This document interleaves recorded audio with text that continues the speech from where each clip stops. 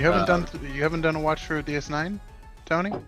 Uh, should we officially start the show now since we're already just going straight Ripping in. Well, it Hi, is. Todd. Hi, Meg. Hello, Meg. Hey, Byron. How's everybody doing? Pretty good. Pretty good. Mm. This is the big Star Trek special. Yes, it is Sunday night. This is getting off topic. Trekking off topic. This is this is all Trek, all Trek topic. This is all Trek radio. All Trek all time. Trekking off the trail. Yes, sure. I am bearded up. I am clocked out of work. And this is actually my Friday because I have Mondays off. So yeah. Yay! And we are finally to it. I finally finished all of New Trek. NU Trek. So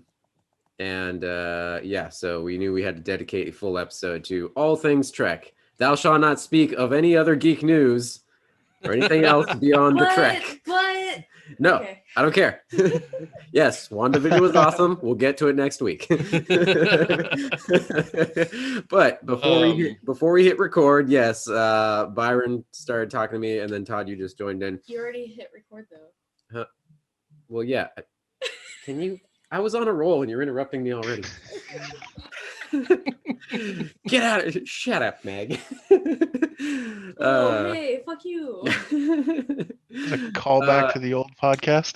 Yeah. So, Byron was just his eyeball popped out of his head, and he had to put them back in when I revealed that no, I have not done the full rewatch of. So to recap, a few years ago, it was probably 5-6 years ago now, if not longer. Okay, I went on Netflix. This should be how we start the podcast, is just very quickly talk about our Trek relationship. Okay. Because I think that's important when people talk about Trek, because it very much contextualizes our Trek backgrounds. Yeah, because I mean, there are people who like grew up with the original series and only like the original series. There are people who were like in their 40s when Next Gen came out, and then there are people who like weren't even born when DS9 was on the air. So like, that's kind of what I was getting to, and then you ripped the talking stick away from me. Sorry. What? But that's what I mean. That's what, like. So we should intro go. Tony, please continue with your Trek history. Okay, good. So, I mean, growing up, I was obviously aware of it tangentially, but I didn't really have any means to see the original series until one magical day, a thing called Netflix arrived. I mean, I mostly remember like through childhood. While I was telling Byron, I actually had the first time I ever had a workout routine was in my like junior or senior high school, or I think it was the summer in between junior and senior, because I had nothing to do. I was sitting at home with my dad's house, and for some reason I decided I'm going to start doing some push-ups. Like, I want to get a little muscle. And the only reason that I stuck to the routine is for some reason I was flipping channels one night, and I think it was UPN had reruns of Next Gen. And for some reason, I just, I was sitting there on the couch watching it one night, and I decided, well, I'm going to like do a little something. I could just, instead of just sitting here on the couch, I could like watch Next Gen and do some little crunches, do some push-ups, whatever. And that's the only reason I developed a workout routine, is because I'd sit there and watch I think it was like 2 episodes of Next Gen back to back. I don't remember if it was UPN or maybe another channel. They would have some Voyager, so I got a bit familiar with Voyager. I didn't see it all from start to finish, but mostly Next Gen. Second tier is Voyager, and DS9 I saw a tiny bit, but not as much. Though throughout the years I have a tangential awareness of like. So I think what you're remembering is it was on Spike. Spike. They did 2 episodes of Next Gen and 2 episodes of DS9. God, remember Spike TV? Yeah, it was on Spike on Monday nights. Okay, yeah. And since then, like a few years back, like I was saying, I got Netflix. I went through all of the original series, all of TOS for the first time. That was great. And all of Next Gen. And for some reason after that, we just got busy with watching other movies, shows. I never went back and finished my whole Star Trek universe watch. I never did a full Voyager watch, and I never did the DS9 one. I've never even touched Enterprise at all. Although I am getting a Voyager education, because I've been for the last several years, I've been listening to religiously my buddy Derek's podcast, which I think I've told you both about before, The People versus Star Trek Voyager. That's the reason why. That's the reason why I did my full Voyager rewatch, is because I was listening to that at the time. Yeah. So my buddy The Derek. People versus Star Trek Voyager. Yeah, you should check it out. Yeah. They got kind of a following. They got a Patreon. They went to Dragon Con and had a panel a couple years back. Wow. I think you'd actually like it, Byron. I think you would. I'll check it out. Yeah. Yeah. So my buddy Derek, he kind of like me. He's only watched a handful. He's never done a full series viewing.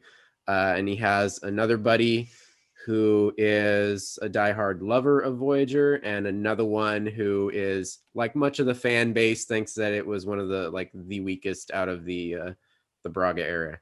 So throwaway Trek. So Derek is a neutral party, yeah. So it's the three of them, and because he loves doing like meta shit, they start every episode where in character, where it's like a space court, and he's this like old timey. He's from Georgia, so he's got the huge southern drawl. I'm just an old timey space lawyer. Exactly. Yeah, he's the judge presiding over the proceedings, and his two buddies are the prosecution and the defendant. Such a brilliant idea. Yeah, I fucking love. He's so like stupidly creative. He makes me sick. I'm jealous. What an asshole. And so it is very well produced. It's very well produced. Yeah, they're good. Anyway. So welcome back to our podcast, guys. Todd, go. What is your full relationship with Trek? Oh man. So most of it comes from my brother. My brother is a gigantic nerd. Tony and Meg, I think you've met him a couple of times. My brother. Yeah, I think he went to the bowling alley with us in the early days. Yeah, I think he might have actually been on the first podcast. Yeah. That's right. Yeah, although he was just kind of quietly sitting to the side. Yeah, he never even said anything. Didn't really talk. But yeah, so he is the giant Star Trek, Star Wars, everything nerddom. Like he watches literally everything nerddom. Farscape. Yeah, he loved that show. Stargate, Babylon 5, all of them that are very nerdy sci-fi type shows.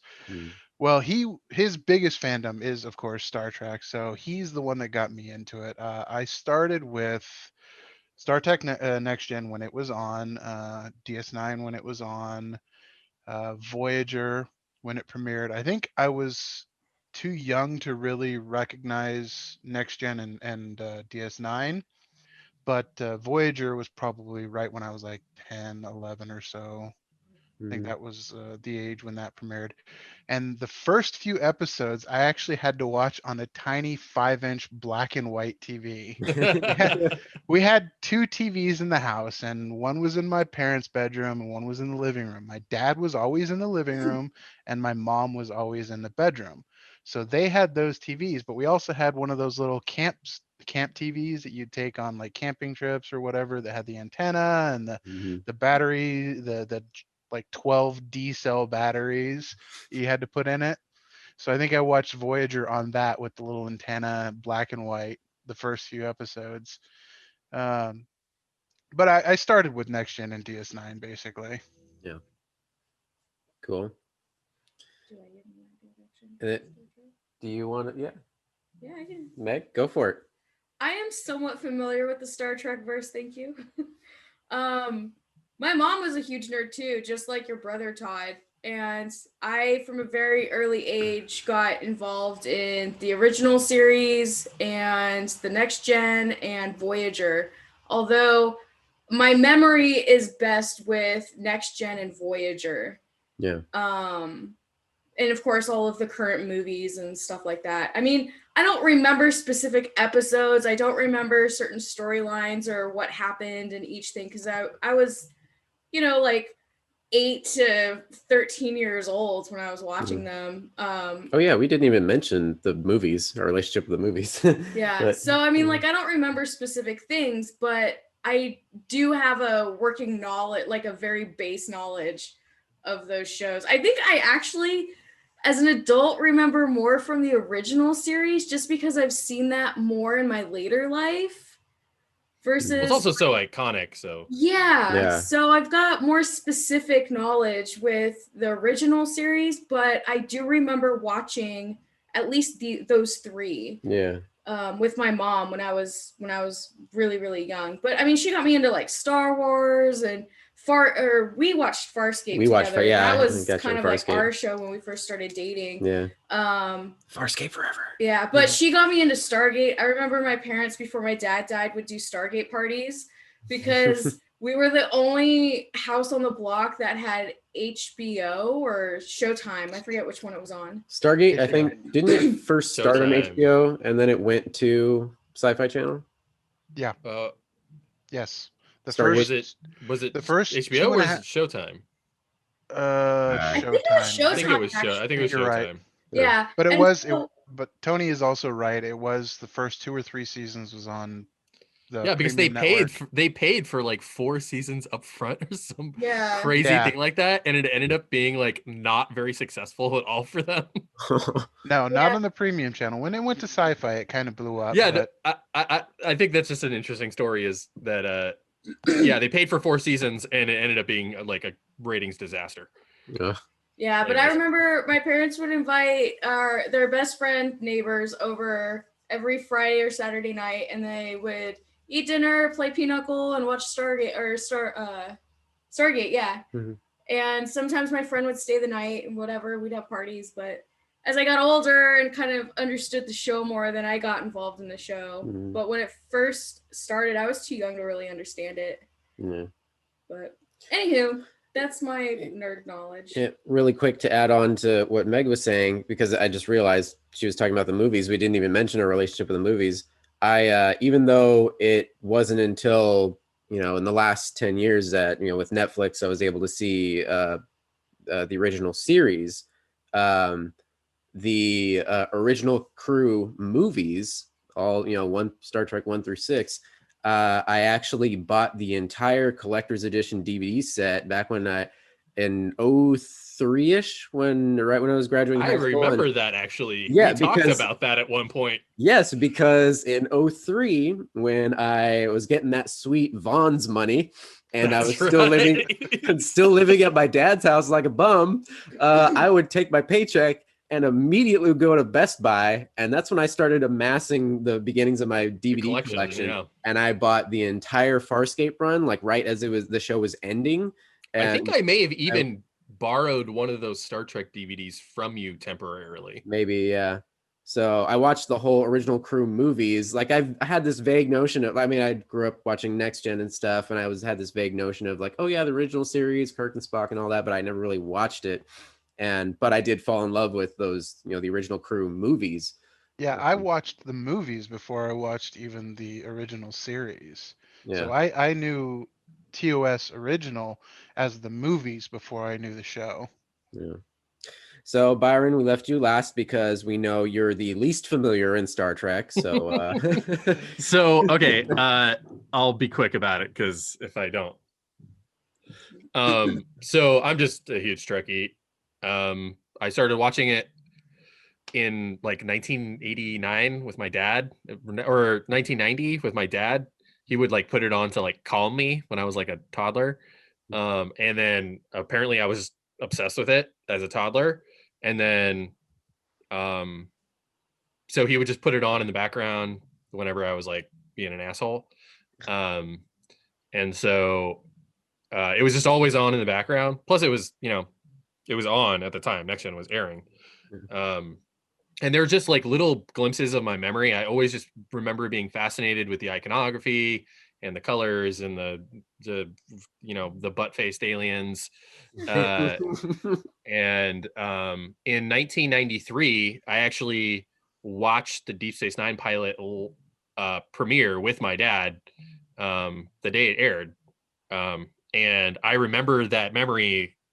It is, I don't have a good memory of my childhood, but that memory is burned into my brain forever. And so over time, I just became mildly obsessed with Star Trek. I started watching the movies on VHS, or I actually watched the beta versions at a library. It's a whole thing. So I was a huge Next Gen fan. Ended up becoming a much bigger DS9 fan. I watched Enterprise as it aired live, also Voyager, but to a lesser extent. I'm just a generally huge Star Trek fan. I've played almost every single Star Trek video game.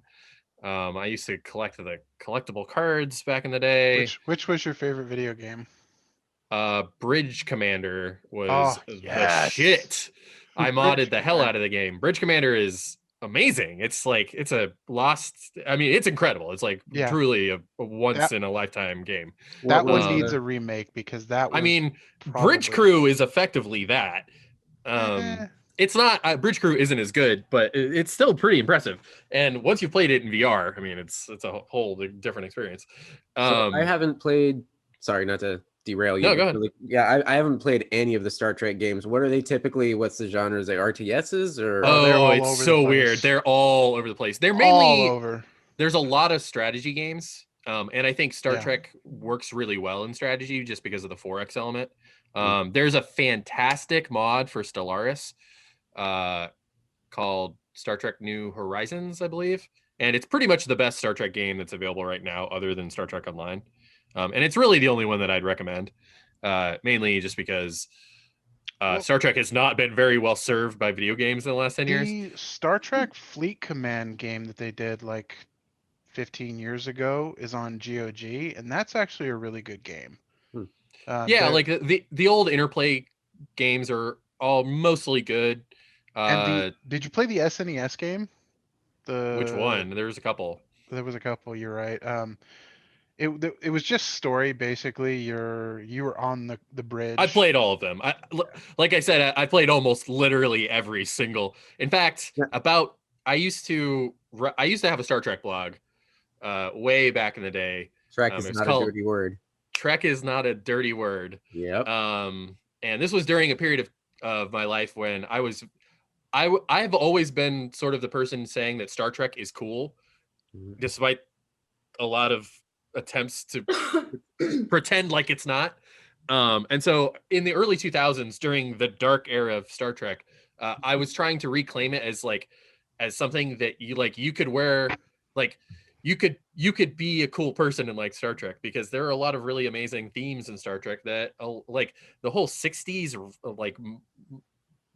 like retro futurism and like mid-century modern, like they had mod like architecture and styles and hair and anyways, so there's just a lot of amazing stuff to be said about Star Trek. And I've always been a proponent of Star Trek in terms of don't shy away from it, and I always knew that it would come back, but there were a couple of years there when it was, I like everything, the new movies, the old movies, the new shows. I have issues with every iteration, but I think for the most part, Star Trek is probably the most important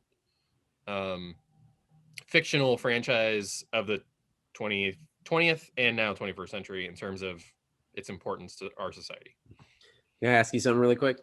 What was because I remember even I like wasn't a huge like massive Trek fan, but man, the tingles I got on my spine, the giddiness I felt when I was in the theater, and I don't remember what movie I was watching, but that first mysterious trailer For for 09. 09 Trek Oh came. man, I remember Yeah. that too. Yeah, I and had all goosebumps. yeah, all over. the sound bites and everything. One of the best. That was trailers honestly that ever. was a really slick trailer. And Yeah, uh the slow reveal of the Enterprise under construction, and yeah, actually under it construction. really One of brought the best ones I've ever seen. Yeah. it really brought back the hope and the optimism in terms of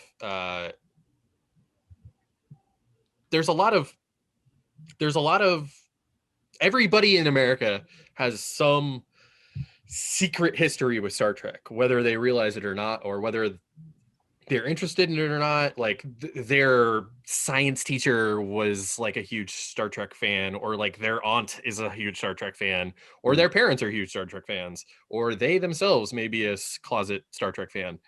I mean, everybody our age grew up with like Next Gen on virtually every other Yeah. syndicated Oh, channel. absolutely. Yeah, and it's one of not those just things- on television, but in the theaters too. I mean, there were four Star Trek Next Generation movies in the 1990s. Yeah. Well, I guess 3 plus 1 in 2003. Yeah. But my uncle took me to see Insurrection one day. Like I called out, or I was I still in high school? Wait, yeah, well, 97. So 97. You'd have been in no, you junior wouldn't high, have. Yeah, you would have been junior high. Younger- junior high, or junior even high. elementary. Yeah, Maybe it was Nemesis. That was 2003. I feel like I skipped school one day. No, because it was Insurrection. We went and saw it together in the middle of the day, like on a weekday. Or 98, not 97. Okay. Anyway, Because That First weird, Contact was weird 96. Baku face would have traumatized you as a child.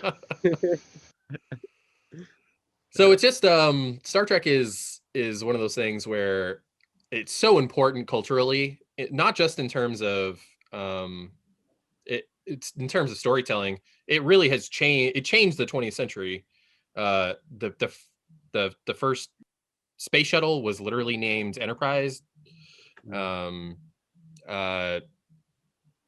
Like it was really important culturally because of the risks that the Desolute company was willing to take on the fledgling science fiction company, and the fact that science fiction really didn't exist in a serious and not for children way prior to 1966. So it kind of solidified sci-fi as more of like a realistic thing that could happen in real life. yeah, Like, absolutely. and a lot because, of our technology is actually based off of what was shown or seen as a possibility. absolutely. I mean, Yeah. the communicators, like everybody has effectively a communicator in their pocket now. Yeah. Yeah. And tablet computers, like I mean the list of things that Star Trek influenced. Mhm. I mean, it's a couple page long Wikipedia entry. So Well, it is hysterical to go back and watch Next Gen or anything like 90s era Trek, and how they have individual tablets for all their reports. oh yeah, The pads. like pads. let me fan out my reading collection for you on these tabs, and it's just like, oh, it's cute, but I mean they got it right, but not really. Yeah. But I feel like a lot of sci-fi back in the day, like pre Star Trek era, was more of like the horror genre type of sci-fi. Like, oh, monsters have come. Yeah, to thing Earth from and another we gotta world. Fight them. Yeah. It but was very pulpy. Like, yeah, Forbidden Planet. pulpy. Yeah. But then Star Trek made it more like, no, this shit could really happen, and it's mostly science based. Yeah, and Star Trek still teeters on that. Like it still incorporates a lot of pulp. If I can. Oh, absolutely. Every episode, Kirk's got to rip his shirt open. He's fighting the Gorn and whatever. And the funny thing is that I was thinking about this earlier. I don't even think that Star Trek is because for a long time people would have called it hard sci-fi in the 60s. It's not anything compared to hard sci-fi now. But I would actually argue that Star Trek is least successful when it's trying to be science fiction, and it's most successful when it's trying to be socio-political allegory. Yes. Mm-hmm. Jumping to I mean that's that same spirit, jumping to my recent catch up of all of Discovery, I find myself floored how much they're capturing that same essence of the original series, where they're going like sometimes they're going like very intense like science and everybody's serious, and then they just decide to have fun and just like just go wacky with it, and even really go absolutely and Discovery does and pulp. Discovery absolutely does that, and even the Darkest show, Deep Space Nine, did the same thing. So and that's funny that you mentioned that, because there are a lot of fans who would howl at you in disagreement for what you just said. And I think it's absurd. I think what you said is absolutely 100% correct. I mean, the second season 2, the second Pike walks on the bridge. Oh my God, Pike is like he just brings the 60s swagger with him, and delicious. it's not like it's not over the top, but it's just there, like a fine layer over. It's a Instagram filter over everything, and you're going like, oh man, everything just feels a little groovy now. Anson Mount's casting was just absolutely like he was perfect. What else Spot has he been on, in? you're right. I don't know him from anything else. Has he been he was in a little show called Inhumans, playing Black Bolt himself. Oh, wait, are you talking about that's why nobody has ever watched it. Oh, the show that lasted 2 minutes? He was also on Hell on Wheels with Mr. O'Brien himself. I was always curious about that one. I think we watched like the first episode, and he's been in a bunch of stuff. It's just one of those things where he was just a little too good looking, if you know what I mean. He was a little too pretty, so nobody took him seriously. Yeah, I know. Fun fact, he was in the Britney Spears movie Crossroads. What? That's his first credit on the known. Wait, was he in the Sisterhood of the Traveling Pants too? Oh boy. Oh yeah, man. Hell on. No, he was probably on Brink, if I'm not mistaken. On Brink. He's been in and out of like Vancouver or Canadian based television for a good 15-20 years. Yeah, he's got a bunch of like random TV credits. Like he's in an episode of Smallville, CSI Miami, Lost. Smallville is Vancouver. Yep. Law and Order. Yeah. Bunch of random stuff. But yeah, the thing that you would know him from if you watched it would be Hell on Wheels. That is a really good show. I recommend anybody watch that.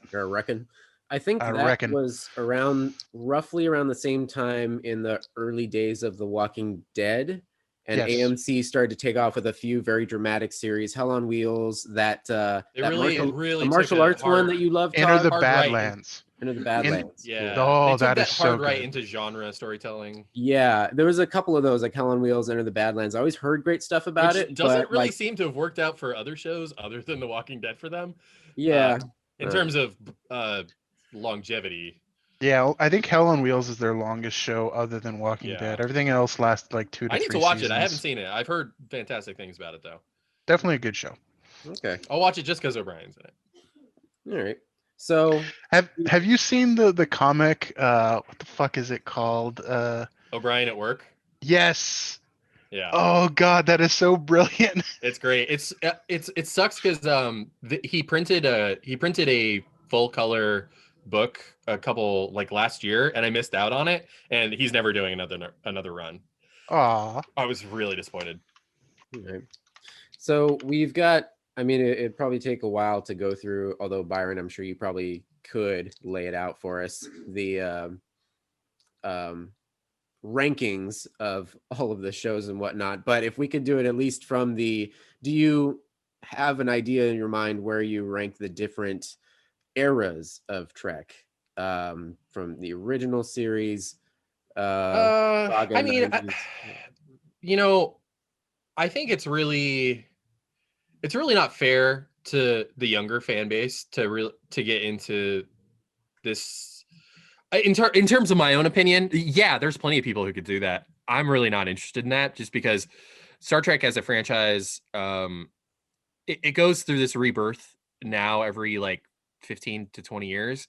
And what is going to resonate with the newer generation is not going to resonate with the previous one. I mean, look at when Deep Space Nine and Next Gen premiered in the late 80s. I mean, given the contextual element of time, in 1987, when Star Trek Next Generation first premiered in syndication, original series fans fucking hated it. Oh yeah. Hated it. All they wanted was for Gene Roddenberry to kill off the entire cast and bring back Kirk and Spock. That's all they wanted. They didn't want anything else, and they swamped the fanzines and the conventions, and they told everyone they could that would listen about how much they hated Star Trek: The Next Generation. Oh, I was at the 90s. Oh, I'm gonna scream so and hard then about this. within the first year, Star Trek: The Next Generation became the most successful syndicated television show of all time and would remain so for the next decade. I was at one of the early celebrations in Glendale or Pasadena at the time, uh, in I think '92 or '93 when the Trekker film was actually Trekkies. documentary was filmed. It That's was such a funny '92 or movie, by the '93, way. Mm. and fun fact, you can actually see my brother in one of the crowd shots, Oh, and that's you cool. can see the top of my head next to him. Mm. But yeah, you were right. Like I would say this was like probably season 2 or season 3 of Next Gen when this was filmed, and Well, it would have been people. later than that No, it because was like not the show ended in '94. Next Gen. Yep, because it premiered in 1987. 87. Yeah. Okay, yeah, you're right. So Going 7 years. it had to have been like 91 or 92. Um, and I would say a good half of that crowd was still TOS purists. Well, because you have to Like, remember the last TOS movie, Star Trek VI: The Undiscovered Country, came out in 1991. So Yeah. like there was still Kirk and Spock hanging around. You know, Mhm. what's the? Mind you, they were all in wheelchairs by then. But anyways, mind you, Star Trek VI is the best Star Trek movie though, so they were doing something right. Anyways. Yeah. Anyway, so that discussion is just, I think it's I prefer DS9. Deep Space Nine is I think the best show in terms of uh overall and looking back. But Next Gen is incredible. I mean, Next Gen is amazing. It changed the way that science fiction, it revamped television for science fiction. I mean, we wouldn't have Stargate, we wouldn't have Sequest DSV. oh God. We wouldn't have Earth 2. We wouldn't have all of these failed science fiction shows. Andromeda. Andromeda. Yeah. Well, I mean, that was Gene Roddenberry, and it was actually Robert Hewitt Wolf took over, created Andromeda. Yeah. Anyways, it's a whole thing. Isn't it interesting the all the little behind the scenes stories, all the little details that me think, like, wow, just a smidge in this direction, things might have been like weirdly different. Like it's something as simple as like Patrick Stewart recalling, like, oh, originally Roddenberry didn't want a bald man piloting the Enterprise. Like, no, you can't have that. And they tried to put a hairpiece on him. I think he said they actually filmed some scenes like test run with a goofy little hairpiece on him, and then he was able to convince them, like, no, this is stupid. And yeah, I mean, what weird. if Yaphet Kotto had originally been Picard instead of, you know, like a black man before DS9 had been Picard. Yeah. Yeah. And what you were going back to what you were saying, how like the original series purists freaking the hell out at Next Gen, you get that every generation because Pretty much. as soon as JJ's 09 Trek released. Well, and even within the first generation, the TOS and TNG fans all united in hatred of Deep Space Nine. Yeah. Yeah, boldly going nowhere was the thing that they used to say about DS9. I remember that phrase. You'd see that all the time. It's just totally unfair to the. I mean, because and this is well known in Star Trek fandom that the shows do time to get good. Yeah. And but that phrase is the entire reason they introduced the Defiant into DS9. Yeah, absolutely. And it's not to say that there aren't like criticisms towards all of the shows, but like, have you ever watched the first season of Next Gen? That shit sucks. Oh like, God, yeah, it's not good. Oh my God, season 2 is almost. Yeah, the Ferengis in season 1. God. Oh God. They had like the battle. They had like pool electro noodles. whips. Oh, they had yeah. electro whips is what they were called. They were basically like pool noodles that shot bad CG electricity. Oh God. They were like hopping around like monkeys. They were hopping around like chimps. That was that was not I good. mean, there's so many stories about there was actually a movie that came out a couple years ago. It was called Trouble on the Bridge or something like that, and it's about the production snafus during the first 3 seasons of Next Gen, mainly the first two. But I mean, Roddenberry was about to die. His lawyer was pretty much handling all of his interactions with the writing staff. Oh, wow. It's a whole messed up thing, but like it's the perfect example of people having a lot of rose-colored vision for eras of media that they may be misremembering. I mean, you have to also remember that a lot of what people remember, and this happens in Star Wars fandom too. Uh, a lot of what people remember from the shows maybe didn't happen exactly the way they remember, and it may not have happened in the place that they remember. Like the Star Trek novels, especially at that time, trade paperbacks, mass market paperbacks were huge in a way that they really had never been in the 1990s. Mass production of paperbacks, and Star Trek really, especially Next Gen, really pivoted into that.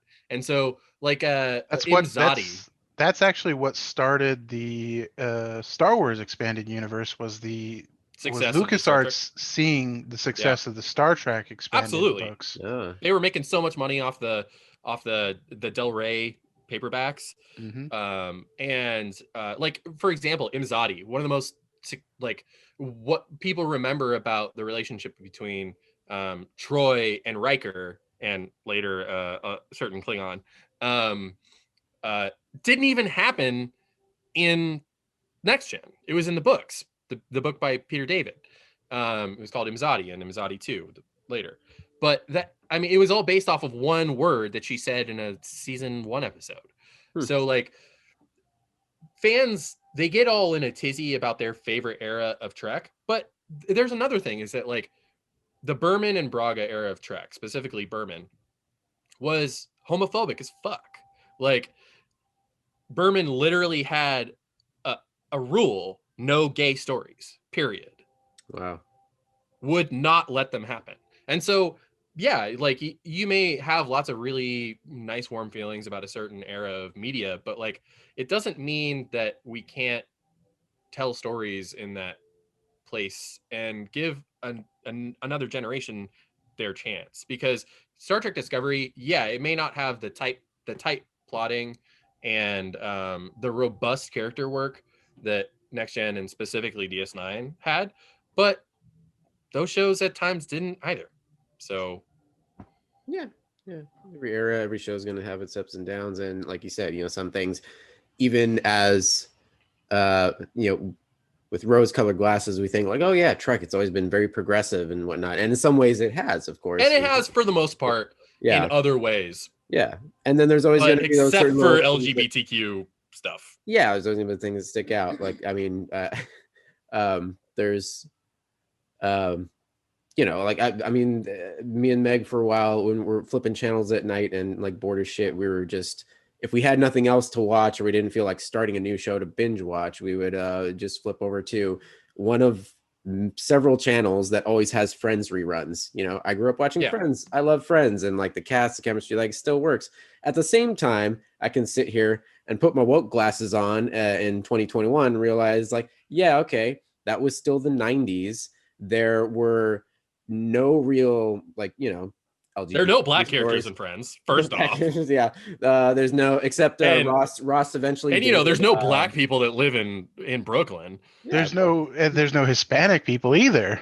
In There's the no Puerto Ricans. Yeah, no Puerto Ricans, no Cubans. Come on. In one of the last seasons, Aisha Tyler has a run dating Ross. She's another scientist run.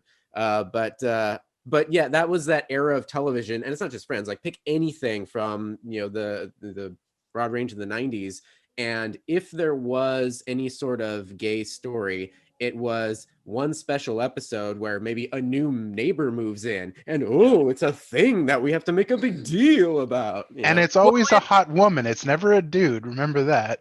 Well, it is to say that like that Next Gen and DS9 and Voyager, and to an extent, I guess a little bit Enterprise, the writers, they they didn't want that to be the case. The writers of Star Trek are always almost entirely incredibly progressive people, not Enterprise. But and so the writers definitely wanted to tell these stories, but they weren't allowed to. So occasionally they did. They just snuck it past Berman through other means by making, the trans person an alien, or like an alien with spots, mind you, maybe, or they made the gay person asexual instead of, Yeah, that bisexual. happened a number of times. There was like asexual robots and pansexual, a couple of pansexuals. I mean, the unfortunate thing is you can really count that era's LGBTQ stories on one hand, literally one hand. Yeah. Except Dax is a little bit more complicated. But Well, Trills uh, in general, because yeah, it wasn't and just and Dax. honestly, it really is. Looking back, it is absolutely a trans narrative, whether or not they were really leaning into that at the time or not.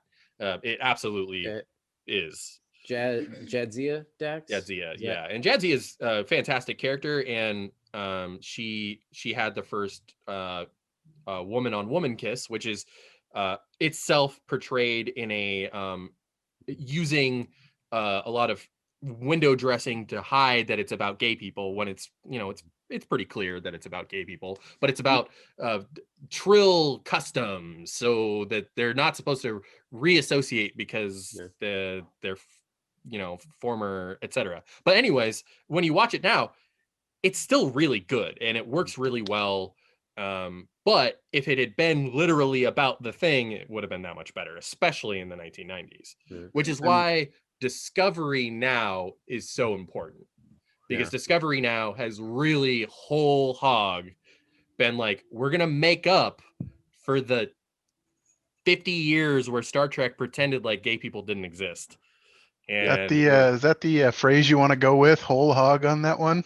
Yeah, I was just mentioning to Meg maybe a week ago when I finally finished, when I caught up completely and finished season 3 of Discovery.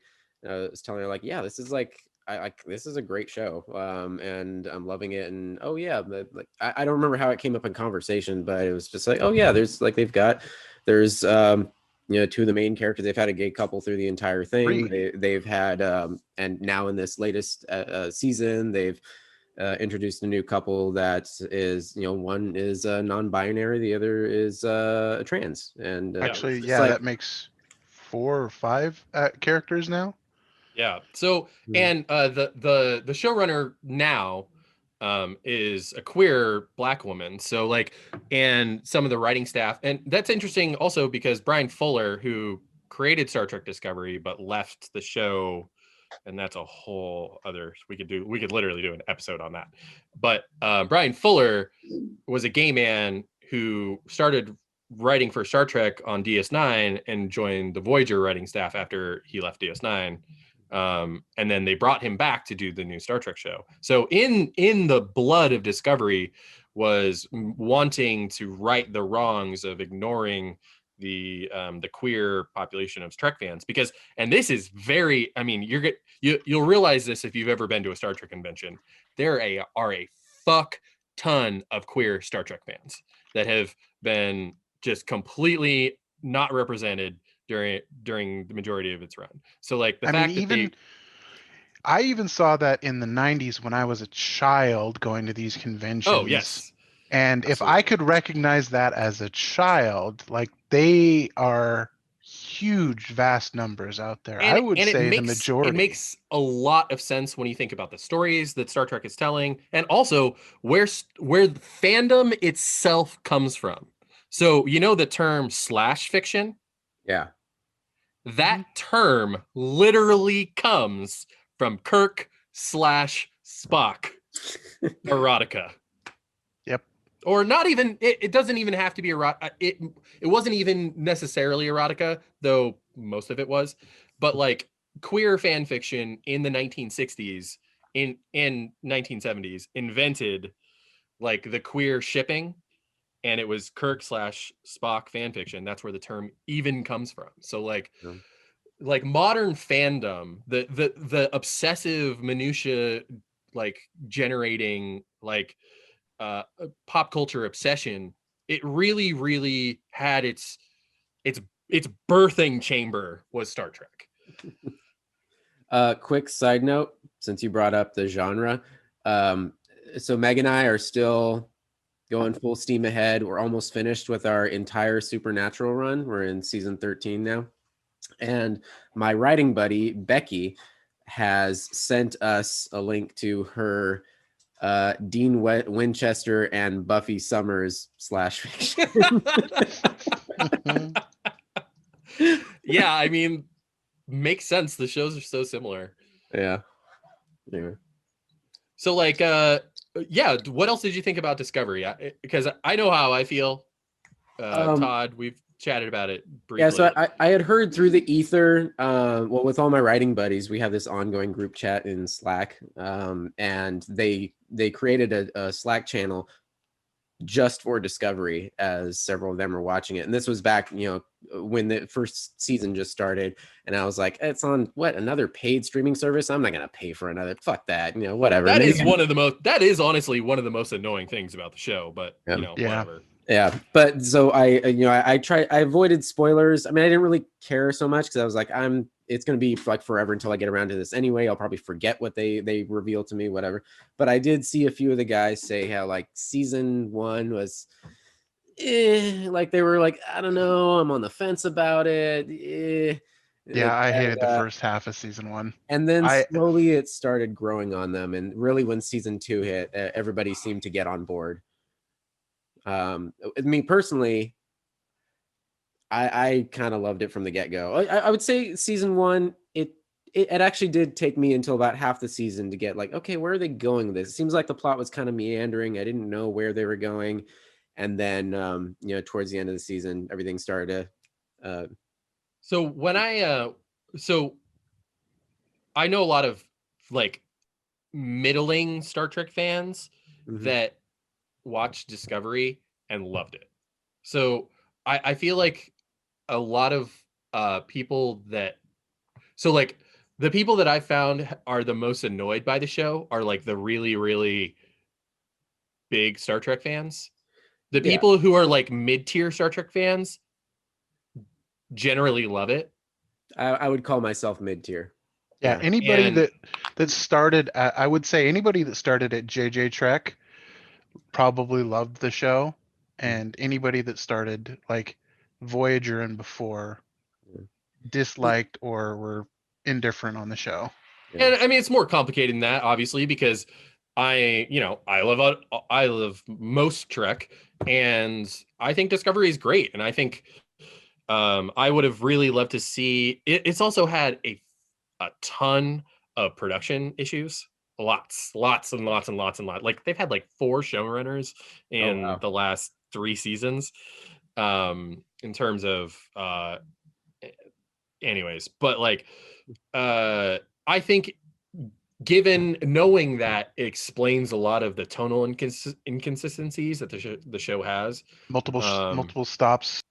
Oh yeah, and like the quick turning, like the first season was really dark, and sure, it was pretty dark, but like I don't know, season 6 of DS9 is pretty fucking dark too. So like I don't know. Season 6 of DS9 is grim, not just dark. Yeah, grim dark. But it's also probably the best any Star Trek season has ever been. So I don't know. People who complain about the shows and JJ Trek and stuff like that being too dark really just showing their own naivete of the larger franchise as a whole. So like I don't know, that doesn't really hold very much water to me. If they're talking about the ethos and the outlook, sure, I can sort of see what they're getting at there, but I don't know.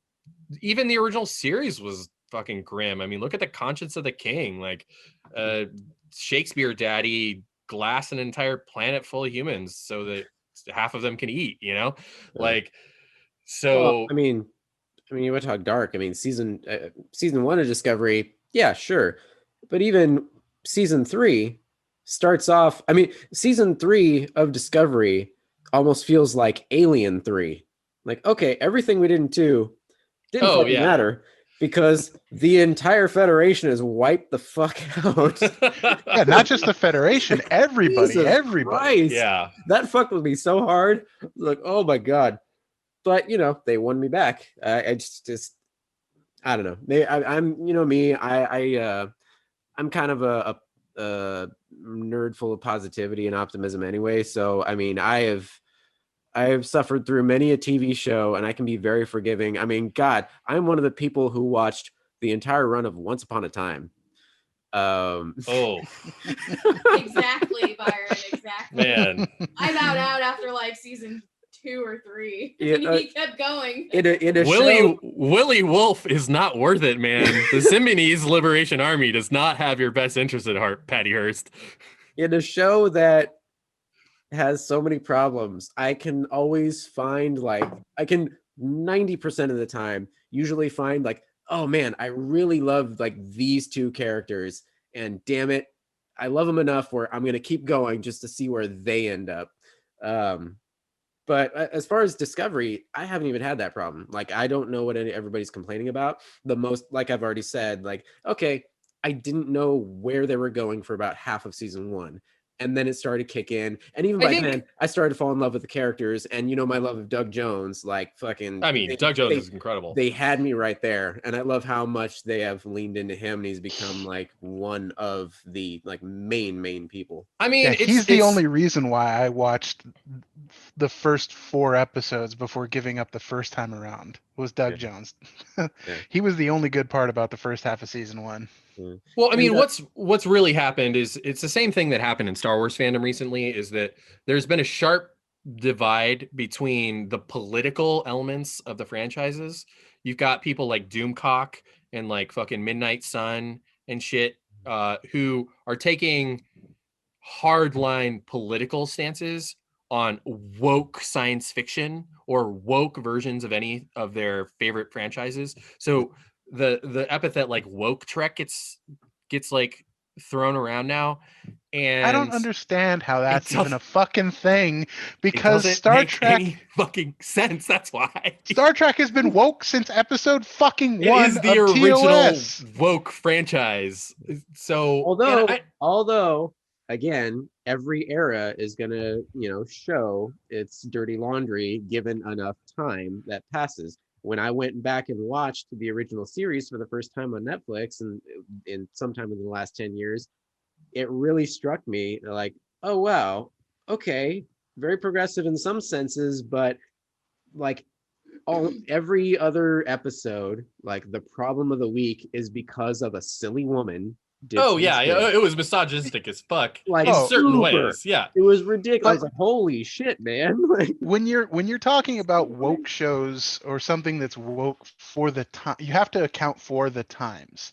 So for Star Trek 60s, it was very woke. For today's date, it would be so problematic it wouldn't get made. Yeah. yeah.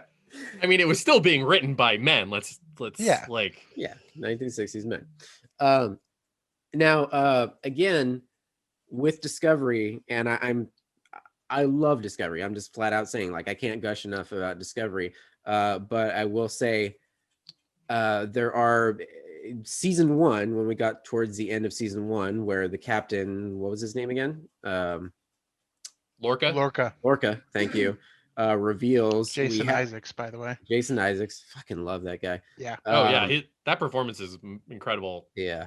But we do have the Scooby-Doo reveal of him being from, you know, from a parallel universe. And that Fucking Terran Empire again. Though there were so many allusions to his mirror universe origin. Like if you go back and rewatch it, they practically tell us Yeah. early in the season. It's kind of obvious with all the experiments and and the light and stuff, and the first time you ever see him is actually in the reflection of the window. You don't actually see him first. Okay. See, I knew clearly there was more to his story. Like I knew something Oh yeah, was up obviously. with him clearly, but I didn't expect that. And I was like, oh, they're going like full bore, like pulpy again. Like the whole first half of season 1 seems very like as hard science fiction-y and kind of serious in the politics between them and the war with the Klingons and everything. I was like, okay, this is kind of intense, and I got to pay attention to this. And then everybody gets real stabby. Yeah. And then that, you know, by the end of season 1, it reminded me, oh yeah, this is still a silly science fiction show, and there's Though parallel universes. I mean, and- I think the mirror universe storyline was amazing. Yeah. Especially at the time, given what we were living through at the time. Like it just felt so earned. It felt like, oh yeah, they get it. yeah, for sure. So you're saying this came out around 2017, 2018? Yeah. Yeah. Yeah. Now, season 2 is straight up abridged Mass Effect. Oh yeah. I mean, And- season 2 is so wildly different from season 1. And And that's you know what? actually one of my biggest complaints about it, is that it is so different. I actually I loved it. I wasn't knocking it. I was like, it became clear to me, oh, they're battling this like AI thing, and this is wacky. And then I was just, I think once whatever the episode was where the cybernetic officer perishes, unfortunately. Oh, Ariam, thank you. And that was a very Lieutenant Ariam. intense scene and everything. And I loved, I was really sad that she. That's a great episode. It was a great episode, yeah. And we see how, Mind you, I wish we'd learned more about Ariam before she died, but yeah, they did the thing where like, we're gonna give this character their moment to shine all in one package. they did so the they Lost could- thing, the Lost in Walking Dead, where the episode that they die is where you find out 90% about them. Yeah, like we're finally going to bother to take the time to like make you fall in love with this character, or at least appreciate them as a fully realized person. Who was the Lost couple that got bit by the scorpions? Wasn't that Maggie Grace and It's the couple they find they ended up accidentally burying them because they were like yeah. They were like a younger yuppie couple, or they were like they were like a couple of con men, basically. They were con men. A con couple. Yeah, she was an actress. Anyways, it just reminds me of like, this is the first time we've seen them like in the background in like 2 episodes, but then we learn almost nothing about them, and then they die the next episode. Yeah. And so with Lieutenant Ariam, it was just like, let's learn about her backstory and everything. Let's make her a fully realized human being, just so you can cry about her later. But in that same episode, we realized like how intense this intelligence that they were battling is, and can actually take over people, not just a cybernetic person, but like just normal people. And then I was like, holy shit, oh my god, indoctrination, husks, this is Mass Effect. And I was like, I'm a little offended. Like, I would rather see a Mass Effect live action show, but god damn it, they're doing a good job at this. I can't be mad at it. I'm entertained. Well, and you know, every generation of science fiction franchises sort of has to deal with the fact that like they have been iterated on themselves by other franchises. So like, and Mass Effect was effectively like Star Wars meets Star Trek, you know? So yeah. I can't wait till my fucking new laptop gets in here, because I'm gonna order the Legendary Edition so fast. No pre-orders. Anyway, and then and then we get to season 3, where we're blasting into the future. And honestly, that end of season 2 wraps up everything so sweetly, because they've done a great job of incorporating this into. They've really bridged the gaps of all eras. So this story still fits nicely in with the whole the Kelvin timeline. In fact, with the Kelvin timeline? Yeah. Doesn't it? Because I mean, this is it's just in the right Kelvin before. Yeah. I mean, fudge it with the ages of like Kirk and Spock and whatnot, but that was kind of always the case, wasn't it? Spock was on the Enterprise with Pike before Kirk even shows up. Yes. So that's this era. Wait, so how does that? What about Kelvin timeline then? Well, at the end of season 2, they blast off Discovery along with Burnham into the far future and kind of scrub their entire existence for the sake of, not running into those problems again. Spock and Pike go on their merry way, which I guess is going to be the spin-off show, right? Strange New Worlds? Strange New Worlds, yeah. Okay. So number 1, Spock and yeah. So in the Kelvinverse and everything, this predates it ever so slightly, because Pike is still there. They incorporated, and that's another thing that I love, they incorporated this stuff from the original series of Pike seeing his future of unfortunately being maimed and ending up on and with the Telosians. With the Telosians, thank you. Yeah. So, but then blasting Discovery off into the future and scrubbing the memory banks of them, essentially that tidies things up. So the JJ verse movies still make sense because Spock's sister is never brought up. Pike is still. I mean, he doesn't get made. 1 sec. You do realize that the Kelvin verse is in like a completely different timeline, right? Yeah, they're not the same as the JJ verse. Oh, okay. Well, then fuck everything I was just saying. Yeah, so the prime timeline where everything we know happened and the JJ verse, they're separate. Okay, so this is still explicitly they do interact. They do interact, okay. But they don't have anything to do with in that period of time together in terms of like those like Zachary Quinto never met Anson Mount. Okay, well, forget everything I was just saying. Well, and that's so but theoretically, like time-wise, you watched Picard though, right? You watched Picard? Yes, I did. Yeah. So that's what I mean is they did interact because Picard deals with the ramifications of the Kelvin timeline. Exactly. Yeah. And there is a Discovery, Star Trek short treks, which is part of Discovery and everything, where there's a short story of 2 little girls who are together dealing with the day that Mars incident happens with the synths. Yeah. So doesn't that confirm that the Discovery show and the tangentially related short trek, the little shorts, do exist all in the same timeline? Discovery is still in the Kelvin timeline, the prime timeline. The JJ Trek is no, the Kelvin timeline and the JJ timeline are the Kelvin timeline is the name for the JJ. Oh yeah. And Discovery is in our timeline with Riker and Picard and the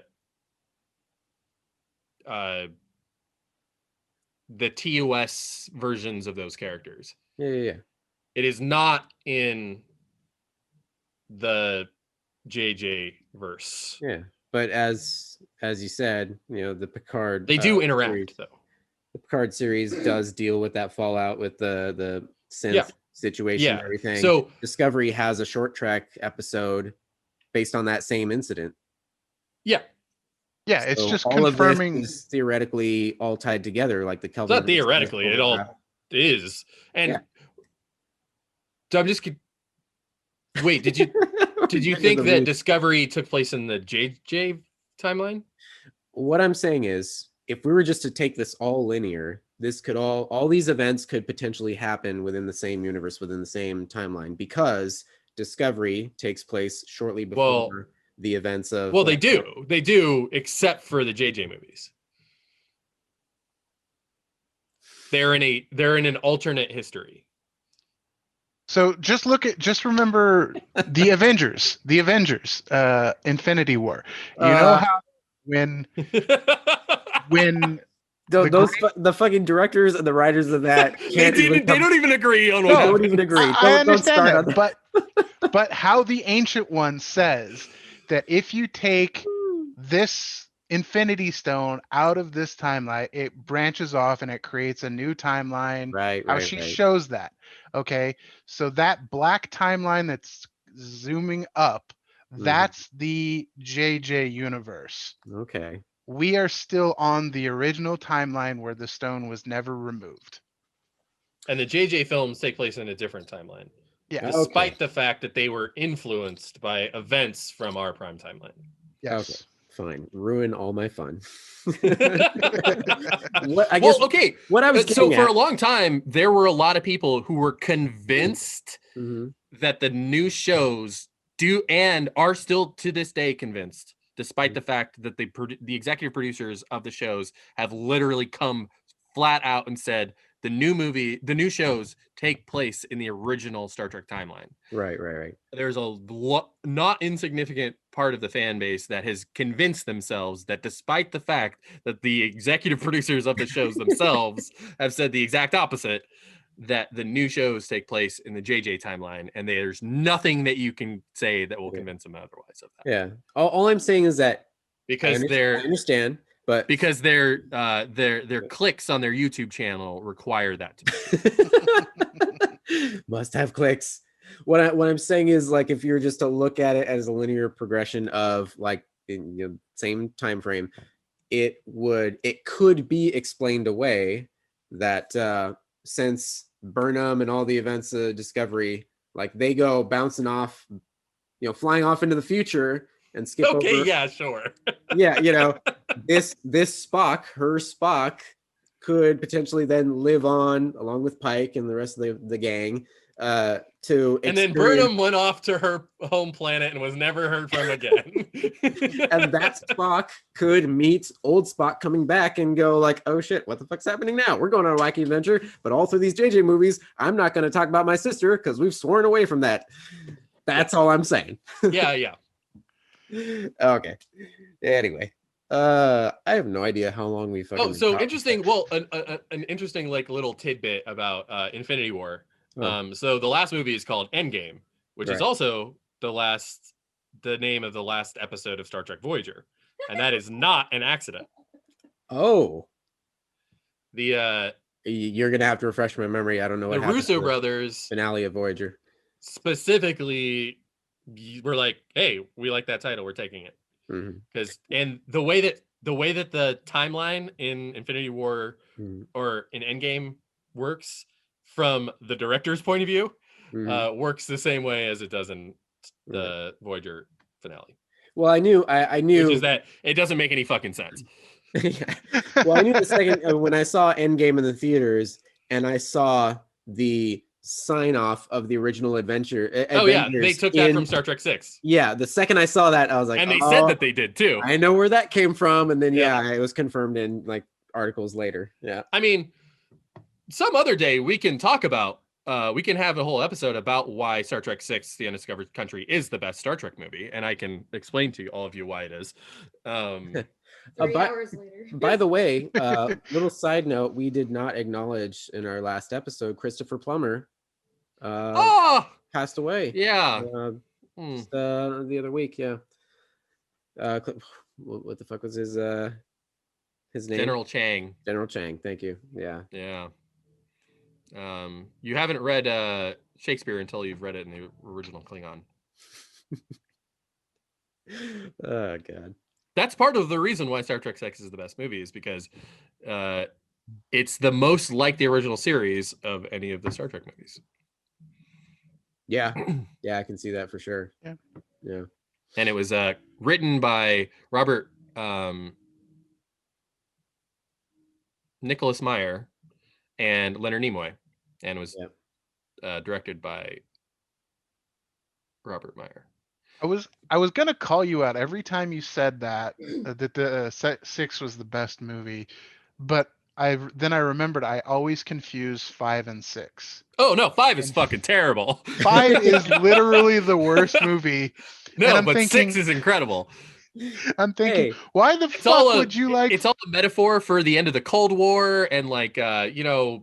Gorbachev, tear down that wall and don't say it now, don't wait for the translation, and Jim, they're dying. Let them die. Yeah. Excuse me. Why does God need a spaceship? Oh, and that's another thing is that like the Star Trek movies are the most regrettable part of the franchise, really largely because mind you, I do think that Star Trek movies work. A lot of people will say like, oh, Star Trek doesn't work as movies. It's mainly television. And I think that's bullshit. You just need better writers and a studio that's willing to tell the story that needs to be told. Mhm. The majority of the Star Trek movies were bad because they were given ridiculously smaller budgets than most tentpoles, Mhm. and they were fucked with the studio. Like the ending of Star Trek 5 was originally supposed to be this big, huge VFX spectacle, and the studio cut the budget by like 30% at the last minute, so they didn't have any money to do the effects that they wanted. So that's why God is, got this stupid little bad CGI rock monster. A floaty head with laser eyes Yeah, like and weird moans. Ooh! so that's why you get, that's why people think that Star Trek 5 is the worst, because it is. Well, There mind go. you, that it's the worst of the original series movies. The new movie, Star Trek Into Darkness, is the worst movie because it's a fucking Yeah. goddamn disaster. Yeah, that was not great. Yeah. But You know, Beyond really, really turned things around a lot. it really I did. That I was a thought lot of Star Trek fun. Beyond was amazing, Would you fantastic. like to see one more for that crew? Oh yeah, absolutely, Yeah, I don't know definitely. where they can go from here. I mean, I know there was talk and geek rumors for the last several years that they were going to do like a timeline situation, try to get Yeah, Chris and supposedly that's Hemsworth back back. on the table at this point. Okay. Because here's the thing: is that Paramount and CBS have been relying on Star Trek as a foundation of the money making of their empires since the fucking 70s. Like, Mhm. and that is only more true now, especially with CBS slipping dramatically in the ratings over the last 2-3 years. Mhm. Um, and it is, I mean, the powers that be at CBS and Paramount have at times, and now Viacom CBS or whatever the fuck it is, Paramount and CBS reformed. They've called it the crown jewel of the empire, and it really is true. It undercuts so much of other things that they do with their empires, that they're allowed to take risks on other things. And for the longest time, they weren't taking risks on Star Trek, and now they are in a big way. I mean, like, the facts of the matter is that we have more Star Trek than is almost like possible to understand. Yeah, it's hard to fathom. Yeah, I mean, like, in the next 5 years, we're gonna get like 7 total Star Trek shows, possibly more. Possibly more. I mean, we didn't even get into really Picard very much at all, and Lower Decks and Strange New Worlds is coming. And Yeah. I personally, I have a feeling that Strange New Worlds is going to revitalize the franchise in a way that hasn't since Next Gen. I can see that. I mean, goddamn, give me more Pike and give me more Rebecca Romaine's #1. Oh Well, Yeah, man. it's gonna be and great. the retro futuristic Star Trek that's got a really optimistic bent to it. That's and they've said that it's going to be more episodic rather than serialized. Though I would imagine that they're not going to abandon serialization at all. Yeah. Um, uh, there's something powerful about that, and it's the reason why it's worked so well to begin with. It allows you to tell very specific types of science fiction stories, uh, and what we need is optimism right now. I mean, I mentioned this previously, that if you look at the late 1960s when Star Trek originally aired, that was not a peaceful period in American history. That Mhm. was a very, very, very dark chapter in American history. Yeah. And we're living through something comparable. And I think people really need it in the next 5-10 years. People are really going to need that optimism in their lives. I am definitely an advocate for more optimism. And exactly what you're touching on right now, it just struck a chord with me. That's one of the main reasons I fell in love with the Orville. I was literally just going to mention that Yeah. because it has like that feel good, like aura about it that like the next gen had. I Yeah. feel like. And very episodic, and like you said, can tell very specific stories, very hopeful stories for the most part. With Seth's little comedic twinge on it. I also And they did eventually start to build some story arcs there with the I can't even remember off the top of my head the name of the big bads in that, but the Orville is all Star Trek's fault. Is all CBS's fault, really. I don't mean that in the most literal sense of that it's a Star Trek pastiche. I mean, Seth MacFarlane literally pitched CBS a Star Trek show in the late 2000s. I love the memes that came out after season 1 of the Orville, and it's one of the shots of him sitting there as Ed Mercer, the captain, just all smiles, like a shit-eating grin, and the caption said like, "I made my own Star Trek with blackjack and hookers." Yeah, exactly. So like, so Seth MacFarlane pitched CBS in the late 2000s a new Star Trek show, and before he even did that, he pitched them doing Family Guy like one-off episodes like he did for Star Wars. Yeah. And supposedly it was in early talks, but then the higher ups at CBS balked at the idea of him making fun of Star Trek. Oh wow. Which, Well, mind you, I think everybody assumes, oh, Seth MacFarlane does Star Trek. Oh, it's just going to be Family Guy in space. And it's like, that is not it at all. In fact, it doesn't even have that level of gutter humor in it at all. Like the humor that sometimes there it does. is some, but it's not like it's not overbearing. That's not the main feature. Jokes. Yeah. So Yeah. I watched the first season of the Orville, and I'll be honest, it was fine. It definitely grew on up. I liked some of it. I liked seeing Penny Johnson because she's fantastic. The Doctor. Mhm. She has a nice run on DS9, and she's also in the Larry Sanders Show, so I really like her. But it largely just left me cold. I know there's a lot of people that really, really enjoy it, but the fact that the show even exists at all shows you that that CBS had the opportunity to have a more traditional Star Trek show, and I think they missed. That's why Strange New Worlds is happening. Yeah. That's exactly why Strange New Worlds is happening. Other than the fact that Anson Mount is incredible, but like there was a lot of blowback from Discovery, and definitely from Picard. So CBS is hedging their bets a little bit, and they're going like, okay, so you guys don't like Dark Trek? We'll give you Old Trek instead. Yeah. One little tidbit there related. One of the short Trek episodes is takes place in some nondescript or undisclosed star date in the future, where the Discovery has been abandoned. And some random dude just crash lands onto it and buddies up with the computer, which at that time when I watched the short, I didn't realize until they reveal it later in season 3, was the voice is the amalgamation of the sphere data blended with the ship's natural computer AI or whatever, and then they have their own little love story, which their is own lost in translation, which on is the Enterprise, beautiful, or Discovery. Yeah, but you know what? You know how for years the running joke was anytime Family Guy did something, Simpsons did it first. Yeah. With that Discovery episode, the Orville did it first. Did they though? Oh, they did. Yeah, in their second season 1 or 2 of the Orville. Yeah, featuring Penny Johnson. Wait, season 1 or 2 of the Orville? Season 2. Well, they didn't then, because the short treks came out before season 2 of the Orville came out. Oh, well, fuck you then. I just ruined that house of cards for you, Tim. Yeah. But very similar. I mean, it wasn't exactly the same, but but was that episode of the Orville written by a Pulitzer Prize winning author? Fuck your Pulitzers, man. Don't get all high and mighty with your prizes aren't everything.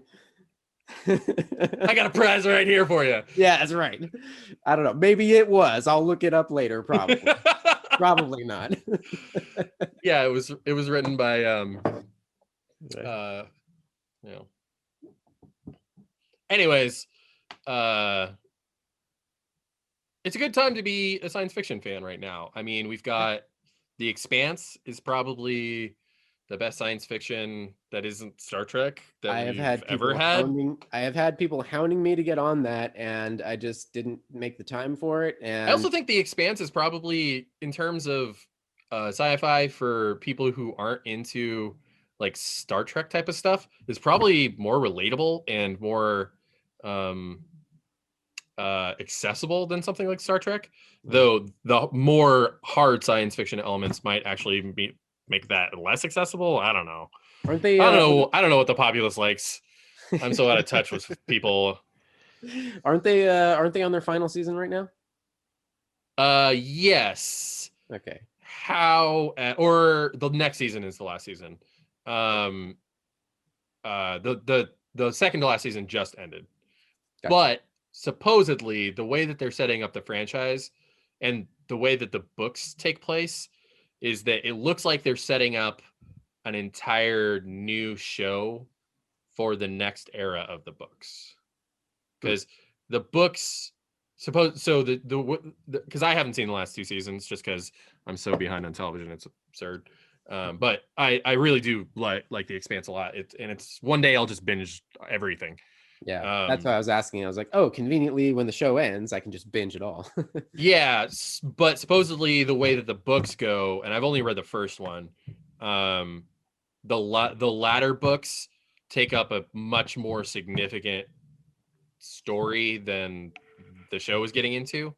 And so they purposefully are going to separate, because I really feel like The Expanse could be a much larger franchise than it is. Did you say it's expansive? Also, like, why have we not gotten an Expanse game? Because The Expanse literally came out of a video game. So that's a fun thing about The Expanse is that the entire story came out of the lore for a video game that ended up being canceled. Oh shit! Really? Yeah. All right. Yeah. And there's just we're getting a fucking Isaac Asimov foundation show on Apple that they've committed to 80 episodes for. That still exists, Apple TV? Yeah. And actually For All Mankind, which is created by Star Trek alum Ronald D. Moore, who also, co-created Battlestar Galactica reboot. For All Mankind is really good if you guys haven't seen it.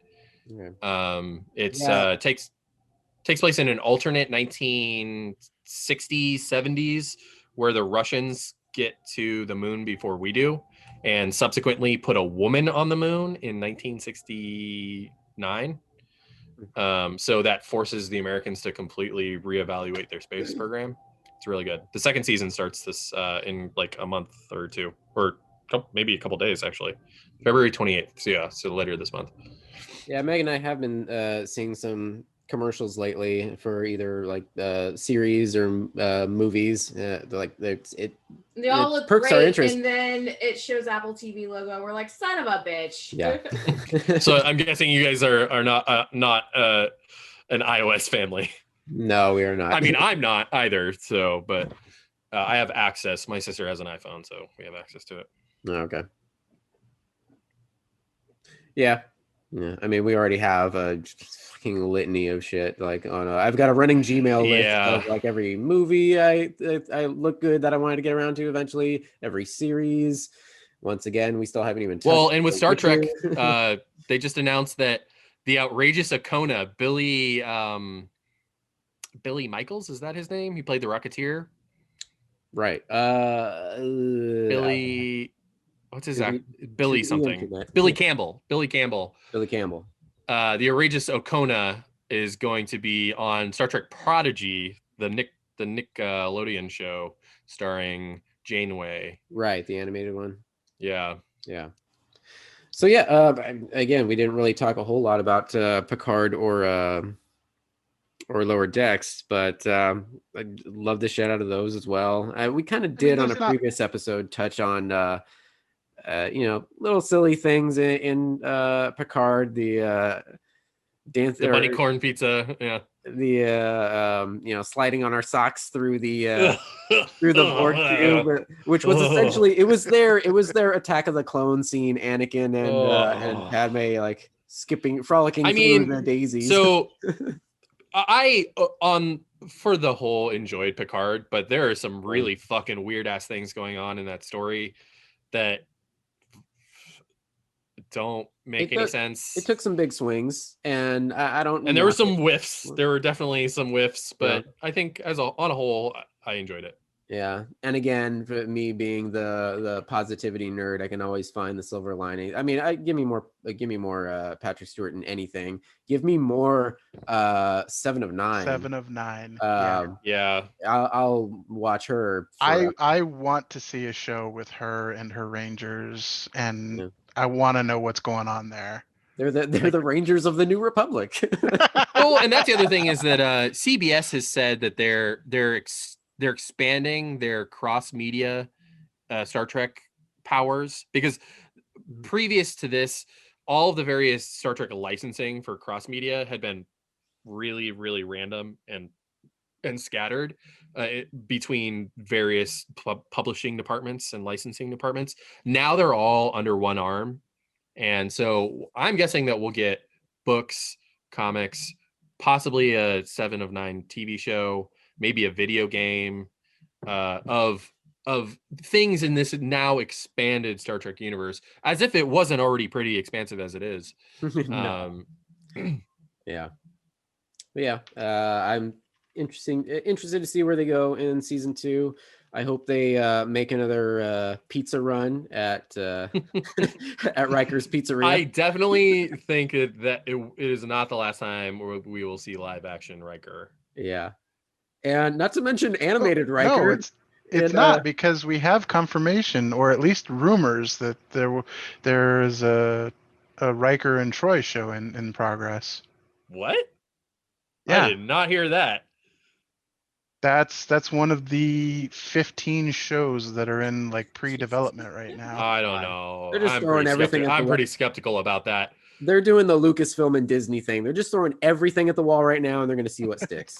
Yeah, mind you, a lot of this stuff has actually been in the works for a while. Like that Section 31 show, supposedly she pitched that to Alex Kurtzman during the production of the pilot of Discovery. Oh, God. Yeah. I read this interview with her today, which literally said that she pitched him that during the production of the first season. So okay, so quick correction, apparently it's not a show. It's they're going to have a novel that explains the backstory. Oh yeah, I absolutely believe that. Yeah, In fact, it might already be out. Give me all the side stories with my favorite characters. I want 7 of 9 hanging out with Saru. Just throw Pike in there for the fun of it. Just why the hell not? Well, and that's why Lower Decks is such a good thing. And I think I think we'll get a lot of Prodigy too. Is, a lot of these Star Trek actors, they've been off television for 20 years now. Yeah. And some of them you can tell. Yeah, some of them have do voice acting work, but that's about the limit of their... Tim Russ has been in so much voice acting. Yeah, he doesn't count because he has been in everything. Yeah, animation, solid animation shows are a blessing for these beloved characters, but aging actors. Though, there's the rumors about the Cisco show, though it's from We've Got This Covered, so who knows? I don't know. I would take that with a gigantic grain of salt. But I feel like a sequel to DS9 would actually not be an odd thing to do. In fact, I think it could actually be pretty successful. Yeah, because if I remember the show's ending, pretty much everything was ambiguous. Like all of the characters didn't have... There was a lot of finality, but a lot of that finality was like, who knows? Yeah. It reminds me, I did love all the shout outs in season 3 of Discovery. Once they do find the remnants of the Federation, the Voyager, I don't remember what letter it USS was. Nog. Yeah, it was the Voyager J. Voyager J. Yeah. Yeah. Oh, and then eventually a nice little tribute to Anton Yelchin with the Yelchin, the USS Yelchin. Yeah. Yeah. All kinds of fun little Easter eggs and tributes. And I don't think it's the last time that we're gonna see. So like we're definitely getting like Star Trek away from what we know of the Alpha Quadrant and the Beta Quadrant, but we're still gonna see the remnants of like we haven't seen Klingons. We're definitely going to see Klingons at some point. We haven't seen Klingons, Cardassians. We're definitely going to see Romulans. Cardassians at some point. We have seen Romulans because they're now That's Oh, right. that's right. That's right. Yeah. I forget what the name of the they're planet is now. Nivar. Nivar, yeah. Nivar. It always reminds me of what was it? V'ger.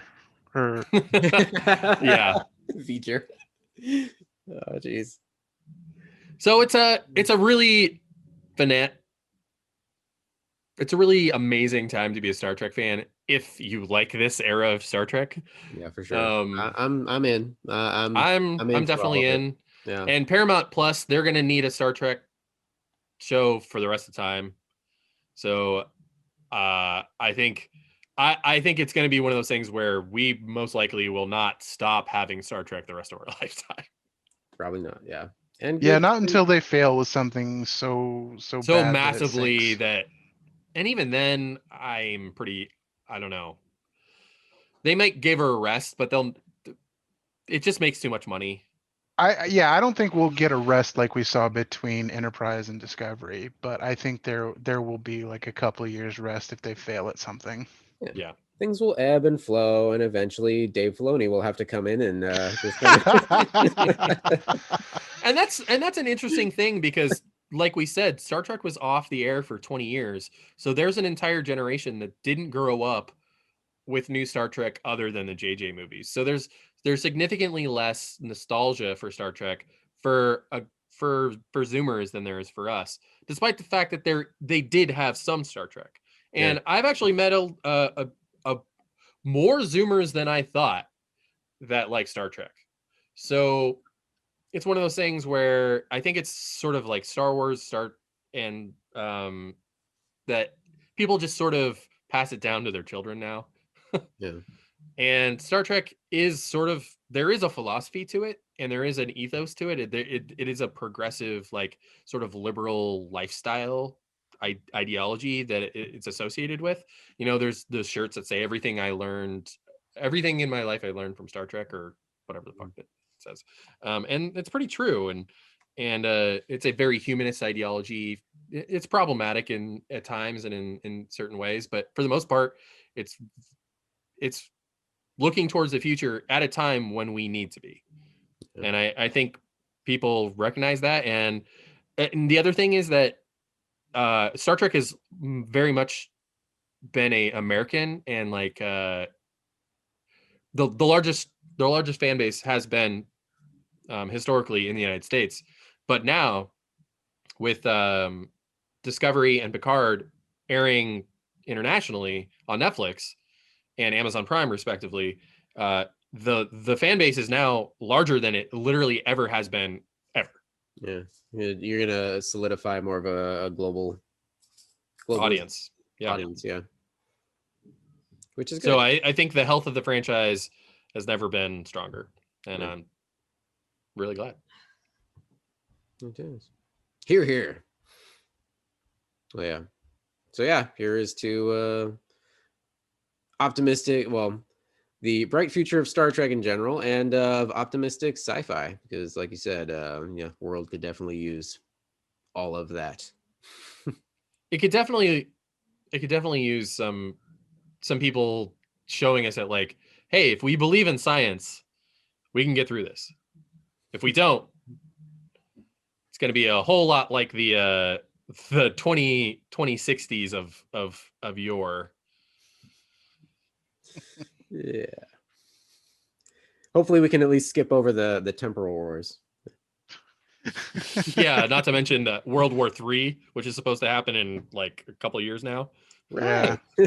Where is that con fellow? We did Yeah. bypass the eugenics wars, so that Oh we, no, it just as far as happened. we know. It was a cold eugenics wars. It happened underneath the surface. Do you think Discovery is gonna pull something like that? Throw a big name like Khan in there somewhere, No. or maybe No. Yeah, maybe Strange I New do. Worlds actually would be the I do. proper I area. do think that they'll do something like that, mainly just for shits and giggles. But Shits and giggles, yeah. If anything, it'll be from the next gen era, but I think Also, Strange New Worlds would probably be more likely to do that. if Nick Meyer gets his way, he's gonna make that Khan ruling in hell show that he's been wanting to make for like 5 years now. His say what now? So Nick Meyer pitched CBS a show about Khan on SETI Alpha 5. Yeah, Or 5. 4, 5, one of those. This is SETI Alpha 5. Yeah. Just please give him that ridiculous chest. Hey, and just get Oscar Isaac to play him because he plays everybody. Yeah. You could do it. Did you get Yeah, and it's about Khan's time on what was, when they left them there was a very nice looking planet which turned into a fucking shithole after time, but yeah. I'd watch it. Yeah. Oh, and that's the other thing is that supposedly Paramount Plus is looking at doing Star Trek movies too. So yeah, direct to Paramount Plus. Direct to Paramount Plus movies, which I think would be a good way to explore the one-off time periods that, because I'd actually, so one of the fun ideas is in all the forums and stuff is always like, what would your Star Trek show be? What, like, if you had a Star Trek show that you had total power over, what would you do? And I've always had one answer, and it's the birth of the Federation. The period of time from immediately after the Romulan War to 10, 15 years later when they're getting all those early member nations to sign up for the first time. And it was something that Enterprise was supposed to lead into, but Enterprise got cut off too soon. And I think it's a fascinating look at like nation building and like early Starfleet politics and Federation politics. And I would love to see it. Make it sort of like a West Wing Jack Ryan type of thing in space, and I think it'd be pretty fucking cool. It seems like they're kind of doing a version of that, or had dipped their toe in that a little bit with Discovery. With Discovery, I was season 3. Now they're having to rebuild the Federation from. Yeah, and I like that. That's why I think Discovery season 3 is so interesting. Yeah, so they'll get into more of that with season 4. Sorry, go on. My Star Trek show would be, I want to see an alternate take. I want to see one of the ships in the Dominion War that's had to resort to questionable tactics, or that the one ship from Voyager that also made it into the Gamma Quadrant, but had a completely different way of getting home. I want to see an alternate. Yeah, by grinding up aliens and putting them in their warp drive. Pretty much, yeah. I want to see somebody who's not following the rules, who is disregarding the Prime Directive. Obviously, it's not going to be the same Trek that we know and love. It's not going to have. I think that's probably what's going to be Section 31. Yeah, but I mean, or close. Section 31 is still going to follow the rules to an extent. I don't know about that, but I mean, the only ones that we really see like violating the directives are the 31 operatives that have been compromised. The admiral in Picard has been compromised. She's a Romulan operative. Yeah, but she's not Section 31. Are you sure about that? Yeah. I thought she was. She's Starfleet intelligence. Okay, you're right. Starfleet. Section 31 are willing to literally do anything to protect the Federation, kill puppies, like roast the last dodo, go back and kill baby Hitler. Like they'll do all of it. We're cool with that. Yeah, that's fine. I mean, You can always kill yeah, baby I Hitler. am also willing to go back and kill baby Hitler, but they're like willing to go back and kill like just regular babies too. Oh, Well, we're also okay with that as well. I don't. I honestly, I guess I'm not creative enough. I really don't know what else I could ask for as far as another show. I'm perfectly content with what they're giving me right now, and even everything on the table. I'm like, sure, just give me more Give Trek us- all the time. As far as features, I would really love to see that number 4 in the Kelvin verse. I would just love to see that crew get one more chance at a really beautiful send off. It's going to be painful no matter what without Anton Yelchin. But beyond that, I would love to see them have another go. Give us a Trek that's not featured, that doesn't feature the Federation. Give us a Klingon or a Romulan Trek. Oh, that'd be I cool. think it's just a matter of time until we get a Klingon show, honestly. Yeah. They've already set up so much with the Discovery Klingons, and they're gonna No, fucking don't be the Discovery Klingons. Give us no, a but that's what I mean is that they'll explore Klingon culture and show us that like not all Klingons look alike because Klingons are a star empire and they have hundreds of colonies, almost thousands of colonies, and it's a multifaceted species with a lot of different like it's not a planet of hats. It's gonna be Worf's retirement years. I mean, Ambassador Worf, that Yeah. would be a well, good that's show. the thing is that we've seen enough of Worf. Worf literally has more episodes of Star Trek than any actor ever. That's true, but And don't. it's not by a little bit, it's by a lot. Okay. Here's what's He happening. doesn't have to be the entire focus of the show. Just have him as the admiral that gives out the missions, and The he's got shady his admiral that ends up killing all the babies.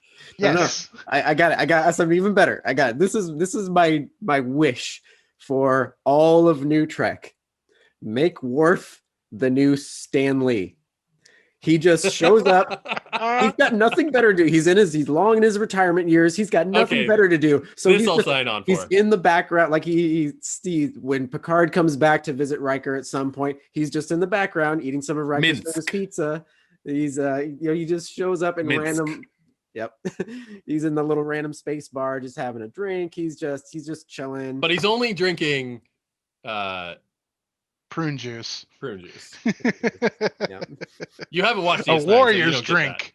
Yeah. Yes, Worf And as aren't- a new Stanley. Aren't Klingons canonically? Don't they live like 200 or 300 years? Yeah, they're Provided pretty they long don't lived. die a war Because they've warrior's got death. both of everything, if you know what I mean. Oh my! Oh my! 2 hearts, 2 spleens, 2 dicks. Let me try to. I'm trying to do my best to. Oh my! And that's canonical. Canonical. Canonical. Whatever. All right, guys. Is there Yeah. anything else left to I think say? I think Scotty needs to shut down the warp drive on this one. There you go. Yeah, we need to eject the warp core. Get the hell out of here. There's no recrystallizing these crystals.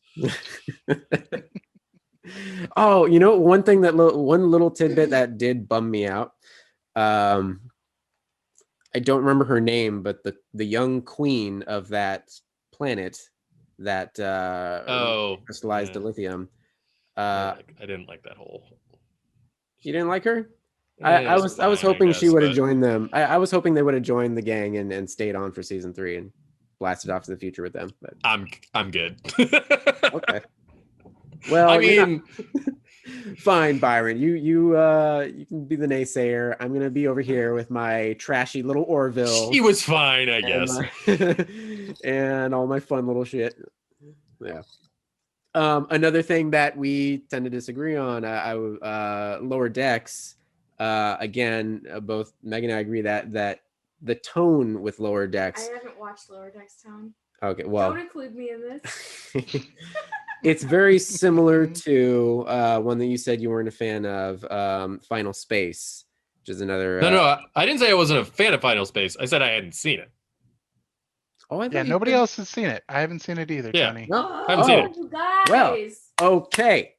Homework for you guys, because Olin Rogers released the season 3 trailer the other day, and at the end of that trailer, he also revealed, "Hey guys, if you know the first 2 seasons that you've been telling your friends about, but they haven't been able to find it anywhere, it's coming to HBO Max." So Okay, yeah, if it's on it, I have HBO Max, so I'll watch it. the world Same will here. know. It's March something. It's coming up very soon. But yeah, pretty soon they're going to release the first 2 seasons, and then shortly after that, season 3 will Did it air. used to take this long to produce animation, or is it just me? Well, I feel like this show specifically has had large gaps in between each season. yeah. Well, they've I think had Like modern probably- animation, it seems to me like takes a fucking hell of a time to produce these days. I Yeah. think it's all of it. Because like you look at Attack on Titan, it's sometimes It took like ages 2 years between- for Lower Decks to come out. yeah. yeah. I don't know, guys. South Park, it only takes what, 7 days? Yeah, but those 6 days guys, to air. Yeah. They have it down to a science. yeah, so- they, yeah. they're superhuman in terms of their production speed. Yeah. Yeah. Excuse me. And Final Space, they did also have to bounce around to different networks. I think they were originally on Oh, TBS. yeah, they were on TBS. Yeah. And then I think season 2 actually premiered on Adult Swim, I want to say. Or Well, I'm maybe pretty sure season TBS 1 is had owned the- by Warner Brothers now, so Oh, okay. which is owned by, is the parent company for HBO. Okay. So I got it up here. Seasons 1 and 2 of Final Space are on HBO Max as of March 1st. And then season And 3 HBO Max is really, really dipping into the adult and animation hard. Yeah, they're definitely pushing that because that's the Harley Quinn is make right probably now. like one of the best adult animated comedies of like the last like Yeah. decade. Fucking love Yeah. love Harley Quinn. Oh my god. I'm And they're bringing back Batman the animated series. Like Yeah. crazy. Well, I think they put out the animated series and Beyond on HBO Max now. And they Yep. have And most they have all the of the films. JLA and JLU too. Yeah. They have all the Batman films like what was it? Long live the Bruce Timmverse. Oh, you mean the animated films? Yeah, the animated DC films. animated. Mhm. They No, have not just the DC animated ones, but They mostly the have Batman. most of them. They don't have everything though. Brave and the Bold. They have. I think they have the Batman Samurai they just put up. one. Yeah, they HBO Max has most of the DC animated stuff movies, but not all of them. All right. Well, anyway, yes. Yep. So Yeah, I'll check out Final Space. It was just one of those things where like with those types of specifically sci-fi comedies trying to be like Star Trek, most of them just got canceled. Yeah. So I didn't bother watching it because I was like, it's only gonna last 10 episodes anyways. Yeah, I think I remember mentioning that you just kind of caught a glimpse and were like, "Nah, I'll skip it." But yeah, it's gotten. I mean, it's hard to describe it, but it's the comedy's on the surface, and then they get really deep and feelsy. And Who's the voice this cast? Isn't there season- someone specific who voices the main character? the creator, Olin Rogers. He's as far Maybe it as was I know, like- he's kind of a no name, and he just. Is there anybody else in the voice cast that might be notable? Because I think there were people that I remember hearing about being like, "Oh, that sounds cool." Fred Armisen. There's a bunch. Fred Uh, Armisen, Stephen oh. Yeun, David Oh, Tennant Stephen does Yeun. Yeah. David Tennant does an episode or two. Oh, cool. Yeah. Conan yeah, O'Brien is an David- Oh, episode. wow. Tom Kenny. Conan James O'Brien. Wow. Lynch. Tom Ron- Kenny, man. Ron That guy. Funches. Ron Funches, Ron Okay, Perlman, yeah. Love Ron Funches. Ron He's also Perlman. he's in Harley Quinn too. Yeah. Keith- Oh my God, Keith- is King Shark? I fucking love Yeah. him. Yeah. So great. Oh. Oh, and This- Keith David. Keith Final- David, Oh, Gina wow, Torres Keith David. also. Claudia Black. Green Lantern himself. Claudia Black, Aaron's son. Yeah. God damn it. I'm Yeah, probably yeah. gonna So I'll definitely watch it. I rewatch didn't realize the voice cast was so good. Even Alan Tudyk is on an episode or two. Oh. Alan Tudyk. The world always needs more Alan Tudyk. Exactly. He just started a new sci-fi Yeah, show. Resident Alien, which is Resident based on a Alien? comic. Okay. Yeah. So we totally broke our rule about like only Nothing talking other than Trek. But we're Well, kind we were of, talking about science fiction and yeah, yeah. and we're Let's say putting vein. we're putting a cap on Oh, this. I think we're And about not to mention like 90s television shows Babylon 5 just went up on HBO Max. Yes, and I am finally gonna watch it for the And first time ever. I looked at the masters that they put up. Mhm. Pretty good actually. Like so I did some research, and supposedly they scanned all of the film negatives of the live action stuff at 4K. Mhm. And so all of the live action stuff looks fantastic. And they got the best possible masters they could of the CGI portions. I think we did talk See, that about was this on a previous Yeah. episode. Yeah. that was the one thing that kept me back from watching Babylon 5 is because the CGI looked fucking awful. Yeah. I mean, it was Well, even- CGI done on a television budget in 1993. Yeah, Well, I mean, even you had to compare it to Star Trek. Star Trek was using models, and their CGI looked amazing. Yeah. yeah. And then you have Babylon 5, which looked like complete fucking garbage. And in even comparison. Babylon 5 had a much smaller budget than Star Trek at the time. Yeah. I mean, that's something we have to remember is that, and people forget this consistently, Star Trek has always been one of the most budget pushing television shows at the time of release. Like, even like Star Trek Next Generation, Deep Space Nine, absolutely Voyager, Enterprise. So there's a nice tidbit which puts this into perspective. In season 1 of Star Trek Enterprise in 2001, the cost per budget per episode was about 1.5 to $2 million. Jesus. And that's why Enterprise got canned early. Damn. Compared to Battlestar Galactica, which premiered in 2003, had a budget of about $550,000 to $700,000 per episode in 2003, 2 years later. And which one of those shows looks better over time? Well, to be honest, I never watched Enterprise. So. And I never watched it's- Battlestar Galactica. You Okay, never well, it's watched Battlestar BFG? Galactica. never Battlestar Galactica looks way, way, way, way better. Oh man, Mind you, they were shooting in Canada, so budgets were It perceived just budgets are blows really my different. but- mind that these shows spend so much money per episode when like that money, like in my brain, at least 20 years ago would go towards like a movie. Mm. You know? And now we're Yeah, getting to it. but even like 20 years ago, producing a movie for Yeah, that still would have been like a $20 to $50 I million know. dollar. It's a lot of fucking money, and the Like, idea you could- that goes into one episode just boggles my brain. Yeah. And think You of could do a Clerks on one episode's budget. oh, I think Byron froze. Byron? Another ice storm up there. Did he literally freeze? Yeah. You still with us, buddy? I think Byron's connection died. Don't know if you can hear us, but you're completely frozen and we got no audio. You're dead in the water. R.I.P. Byron. He was never heard or seen from again. And there he goes. He just dropped out. I'll re-invite him back. But once he gets back, we should probably cap this off, or at least the recording. Whoopsie. My laptop died because it wasn't plugged in, and I'd been talking on it for like 2 hours. Oh, geez. Anyways, what was I saying? Doesn't really matter. I don't remember. We were just saying we should probably put a cap on this. Yeah, agreed. It's We're been hitting really the 2 long. hour mark. But yeah. Oh my God, Todd, you have got homework to do. BSG. Never seen it? Never seen it. It's Oh, man. great. It's Yeah, really good. It is a really solid one. It's got the classic Ron Mooreisms in that it's very like religion-y. But it's good. This show Meg and I were watching at a friend's house when we were first hanging out together. And then first dating. Uh-huh. BSG nights with so much beer and pizza. Yep. And sangria. I think we may have even had a couple BSG nights. Yeah, we Probably, did. yeah. Yeah.